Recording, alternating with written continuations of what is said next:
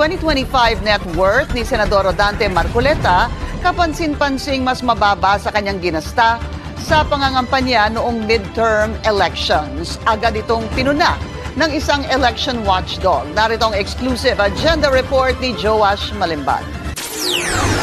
That people have access to it. Sa kasalukuyan, publicized na ang 2025 SALENS ng lahat ng senador, kabilang na si Senador Rodante Marcoleta.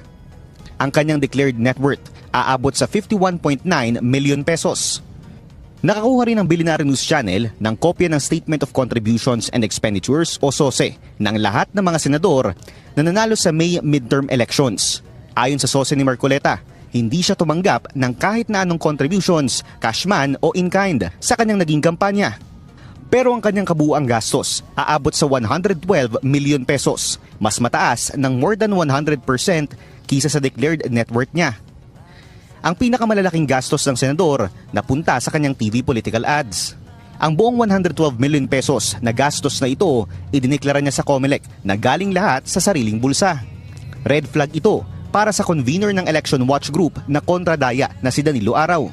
I find it a bit unusual that even if in-kind contributions would be expected, Marcoleta doesn't have any.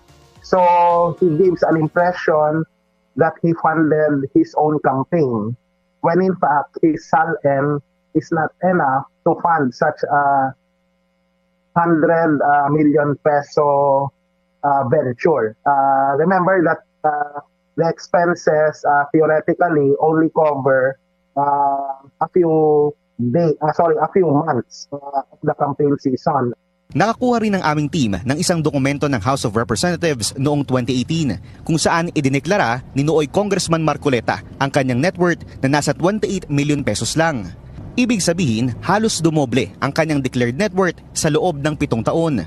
Hindi pa kasama rito ang ginastos niyang 112 million pesos noong nakaraang halalan.